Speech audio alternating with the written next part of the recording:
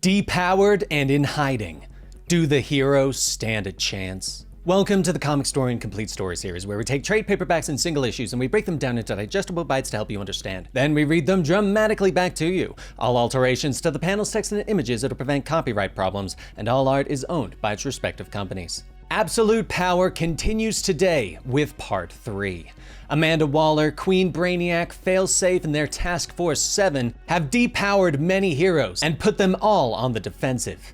But it's time for our heroes to prepare to strike back. Today is Absolute Power number 3, but we'll also have some of Green Lantern 14 to show you how our heroes gathered some of their armory, as well as the first look at a potential flaw in the Amazos.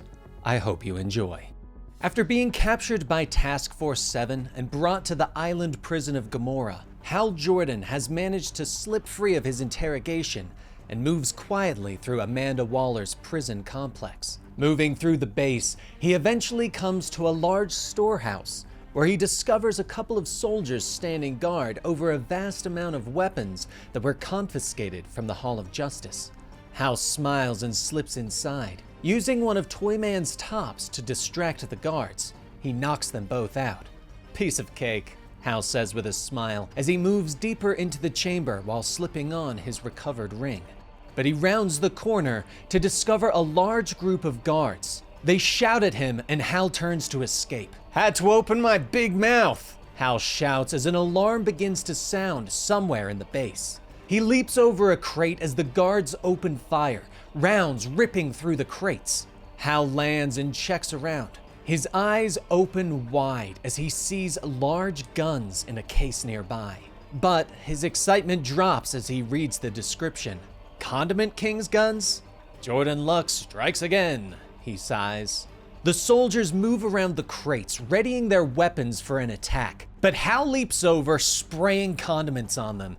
"Ah! I got spicy mustard in my eyes!" one of them shouts in pain. Another guard rushes forward and tackles Hal into more boxes, spilling a trident onto the ground. Hal smiles and grabs the old Blue Devil trident and hands it to the guard. "Hold this," he says as he taps a button. The rocket in the hilt activates and the guard is sent screaming through the air. Hal moves and opens another box, finding a collection of javelins. He comes up, throwing the weapons, hitting more of the soldiers.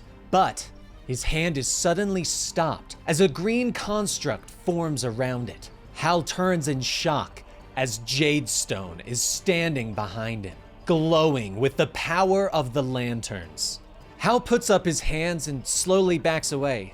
"Hey, big fella," he says. Jadestone regards Hal with a robotic gaze, but its programming has been corrupted by the will of Alan Scott. Now, it has free will and is trying to decide if it should follow its programming. Hal Jordan, formerly Green Lantern. Directive: eliminate or aid?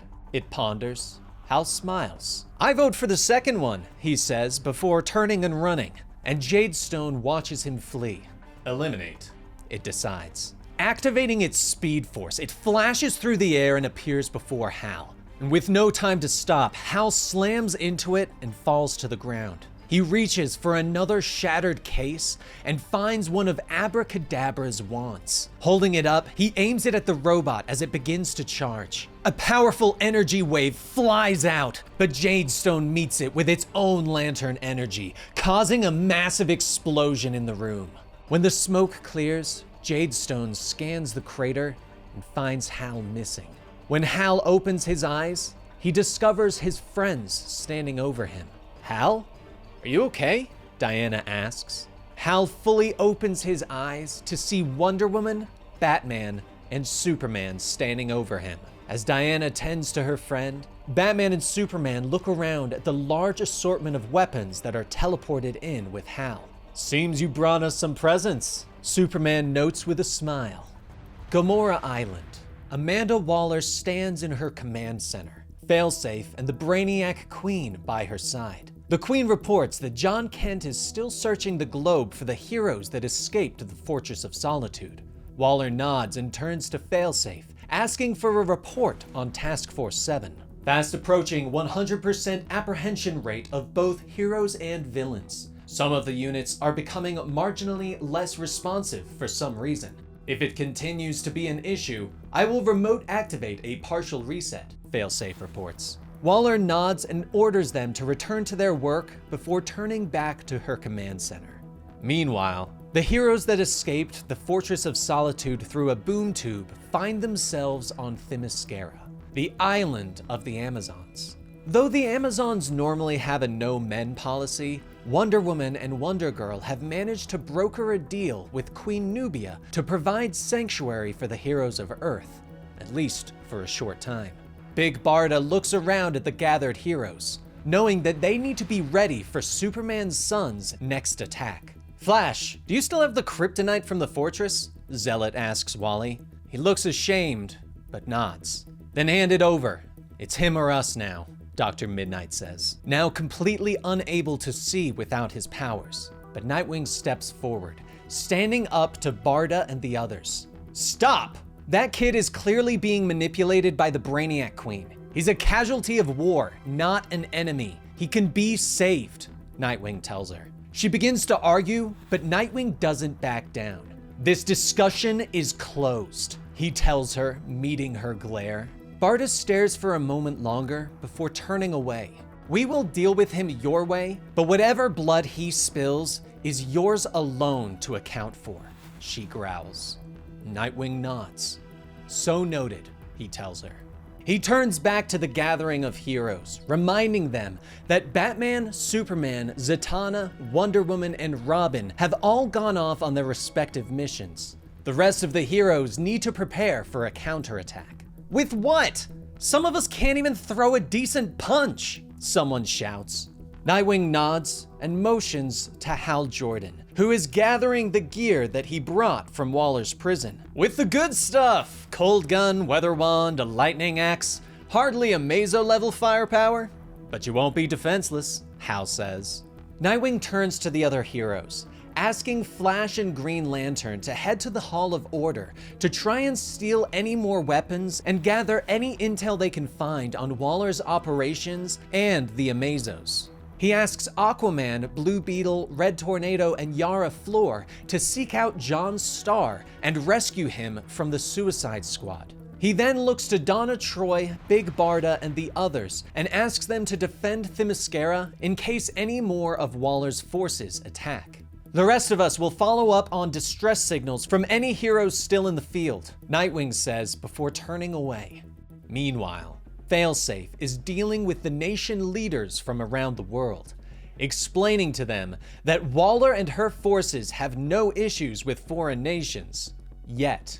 But they will be rounding up other nations' superhumans, just like in America. Suddenly, Failsafe's radio crackles to life and Waller is yelling in his ear. We have an issue. You assured me your task force would be unstoppable, so explain to me how some of them appear to be running at less than peak capacity, Waller demands. Failsafe is already flying back towards Gamora and runs a diagnostic on his Amazos. Odd.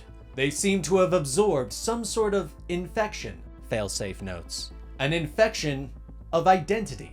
It's something we hadn't considered. They've begun to absorb minute slivers of their target's morals, Failsafe explains. He arrives at the island and stalks into the command center. Waller whirls on him, her eyes wide with anger. You're telling me goodness is a damn superpower? Waller demands. Failsafe shakes his head. I'm suggesting that a momentary reboot is in order, Failsafe tells her. He reaches up and touches a button on his chest. In an instant, the Amazos are all briefly shut down and begin to reboot. In Central City, Velocity is reaching out for Barry Allen, almost having him as they streak at super speed. But the robot suddenly begins to malfunction, and Barry puts some distance between them. His comms suddenly crackle to life. Flash? A mysterious voice says. Barry doesn't recognize the voice. Are you speaking through a modulator? He asks. It doesn't matter. I'm someone you can trust. Waller's running a supermax prison off the coast of Gamora. You need to get to the lower levels now, the voice tells him. Barry immediately turns and begins to run across the ocean. "And do what, mystery man?" he asks. The voice pauses for a moment before responding. "What a Flash does in a crisis. Save the world or die trying," the voice answers. Meanwhile, aboard the OSS Reef, Aquaman and Yara are fighting against the tech-enhanced Bizarro. "Hold him back with the weather wand! I brought something that I think can stop him," Arthur shouts as he reaches into the duffel bag they brought. Yara ducks under another massive blow from Bizarro and hits him with a blast of lightning from her weather wand. But Bizarro pushes through the attack and hits Yara hard enough to snap her neck and send her flying through the air. "Ha! Me kill girl with one punch," Bizarro bellows. He whirls and punches Arthur through the stomach, his bloody hand coming out of Aquaman's back. The Black Mercy curls around his chest and he falls to his knees. Arthur and Yara stand and stare at him for a moment. "Explain to me how you beat Bizarro with a bouquet?" Yara asks as they both turn to head below deck and join the rest of their team. Meanwhile, Red Tornado and Blue Beetle have reached John Starr's cell. "Good news, evildoer! You're being sprung!" Blue Beetle says as they unlock the cell. But the commander steps back, fear in his eyes. "No! Waller has me under guard! We'll never get past Black Alice!" John says. But Ted shakes his head. "We're the good guys, dude! Let us worry about the teenage goth," he explains. Suddenly, black magic hits them both as Black Alice appears. "Yeah?" she asks as she throws another spell at them. But Red Tornado has armed himself with Aztec's helmet, which allows him to turn himself and anyone he's touching intangible. Black Alice snarls with anger as her spells pass through them. "How convenient," Black Alice snaps. Yara suddenly steps up behind her and punches her in the back of the head, knocking her to the ground. "Isn't it though?" Yara says. The heroes gather up and prepare to make their escape, but a member of the Suicide Squad steps out of the shadows and shoots Red Tornado in the head, destroying Aztec's helmet and dropping the robot to the ground. Blue Beetle picks up his friend as Arthur orders the rest of the heroes to return to the portal. Later, after the heroes have all returned to Themyscira, Mr. Terrific says thanks to Artemis for helping him finish Nightwing's secret plan. "Your request has been honored. Everything is in place," Artemis explains, but there's a strange noise from behind them. Mr. Terrific turns in shock as the Brainiac Queen begins to appear from out of his machines. "Mother, we appear to have located the fugitives and uncovered their base. Their subjugation is imminent," the Queen reports. Mr. Terrific's eyes widen in realization. "We? Oh no," he whispers. Outside, a blast of heat vision sends the heroes flying away as John turns his fiery gaze upon them. The Queen fully forms herself from the machines around her and begins to stalk towards Mr. Terrific. "Your Amazonian sanctuary is not as isolated as you believe," she explains, informing him that she pinged a signal from Red Tornado and followed it to the island. "His system answered my call. Punish them, Super Son," the Queen orders. John rushes forward, knocking the Amazon warriors away as they try to meet his assault. But Barda is not willing to allow John to kill. She grabs a rifle and readies the kryptonite bullet that they had prepared. "I have readied our defense," she says as she takes aim. Raven rushes forward. "Wait! Nightwing said not to!" she shouts, but Barda shakes her head. "Batman's child is not here. This is a battlefield from which there is now no exit," Barda shouts. She raises the gun, preparing to fire, but an Escrima-stick flies through the air, knocking the rifle from her hands. Barda whirls in anger on Nightwing as he rushes forward. "Why would you?" she begins, but Nightwing rushes past her. "Because A, I am in charge, and B, I know something you don't," he shouts over his shoulder at her. He stops and waves his hands. "John, down here!" Nightwing yells as he readies himself. "You want to fight me? Let's go, toe to toe. Meet me on my level," he demands. John regards him for a moment, before lowering to the ground. But the second his feet touch the island, energy begins to course through his body, and he screams out in pain. The other heroes are in shock, but Nightwing quickly explains that Mr. Terrific worked with Artemis to set up a magical trap that would hit John when he landed. Every bit of the island's magic is being focused on John, purging his system of Brainiac Queen circuitry, Nightwing shouts. John screams with more pain as he falls to his knees, blood oozing from his body where the tech is being torn free. But the Queen tries to regain control. We both serve Mother Waller, now and forever. She has shown me your evil. Together, we will eliminate the metahuman threat. Any other action is pointless, the Queen hisses. But John has returned. He looks up and flies forward, grabbing a hold of the Brainiac Queen. Waller lied to you. Everything she taught you about us was poisoned by her hate. What you really need to know about us, about who we are, is the truth. John gasps as he grabs a hold of the Queen's head. In that moment of contact, their minds link. Brainiac Queen opens her mouth to scream as images of the truth flash through her mind. Nearby, a boom tube opens, and Batman drops through holding a mother box. Mother box secured. He begins to shout, but pauses as he sees the chaos around him. At the command center, Waller is bellowing with rage. You stupid boy! What have you done to her? Waller demands as Brainiac Queen falls away. She slams an emergency override button on the console to take control of the Queen. John is weak and falls to the ground, his body covered in blood. He looks up as the Queen rushes at him. Her face is now a hologram of Waller's. I will turn every cell in your body to ash, Waller bellows. But Batman is there, holding up the mother box and opening up another boom tube. Not today, Waller, he shouts as she is sucked inside and disappears. In a moment, the battle is over. Superman rushes forward and holds his son. It's okay, son. It's over, and I am so proud of you, Superman whispers. The heroes gather. Superman and Zatanna have returned, now with the ability to travel the dark road in secret.